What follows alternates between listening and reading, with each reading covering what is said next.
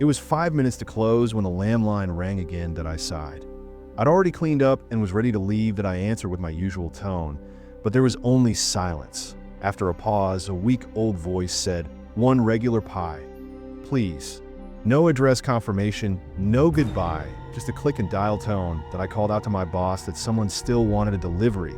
He shouted back, "Take it and go home after." Great, I thought. One last run and maybe a good tip.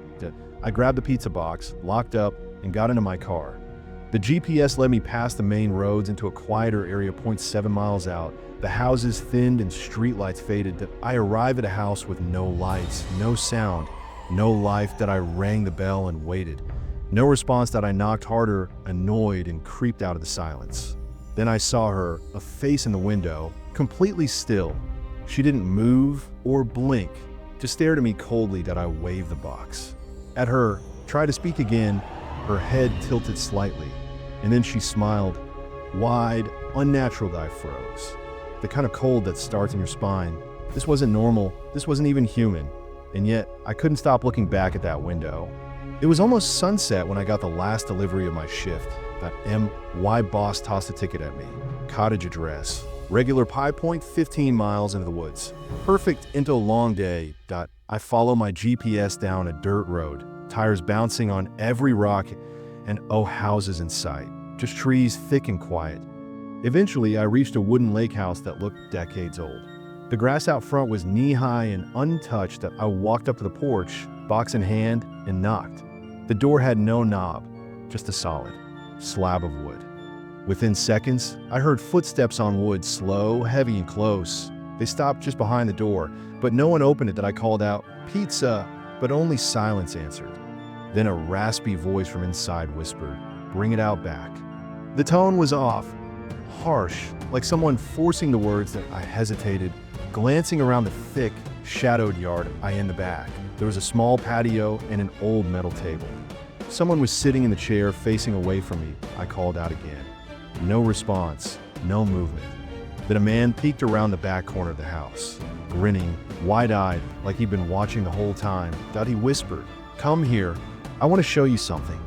I sprinted through the trees, heart pounding louder than my footsteps. Branches slapped my arms, but I didn't stop. Something was following, and more screams now. Only the crunch of leaves behind me. When I burst on the road, my car was just ahead. That I reached it, yanked the door, and collapsed inside. The man I'd hit was gone. No blood, no sign. That I fumbled for my phone, hands trembling, and started the engine. That I didn't look back, just drove fast, desperate to leave it behind.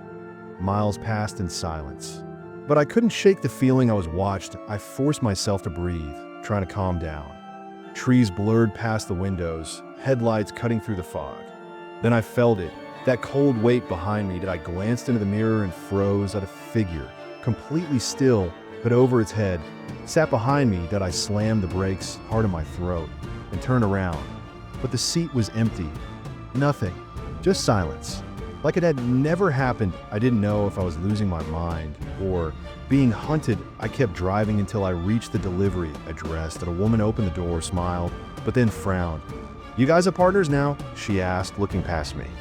The house didn't just creak, it breathed. With each step I took inside, the walls whispered. I tried calling out, but my voice died halfway through. The door slammed shut behind me. Without warning, in a wind, no one there. Just a solid slam. That I ran back, twisted the handle. It wouldn't budge. That I turned around slowly. The hallway stretched longer than before. Pictures on the wall showed other delivery boys, all unfamiliar. Each face stared back, eyes lifeless, like portraits of the forgotten. That a mirror at the end of the hall showed someone behind me. But when I turned, no one was there, just air. The house didn't want food. It wanted memory. The floors moaned under my weight as I moved deeper. That a room opened on its own, lit with flickering candles. Inside, a delivery box from another pizza place, years old. I backed out, heart pounding.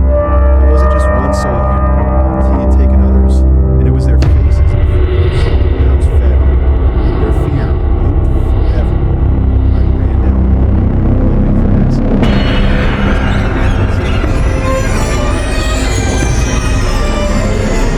Parked outside the last house.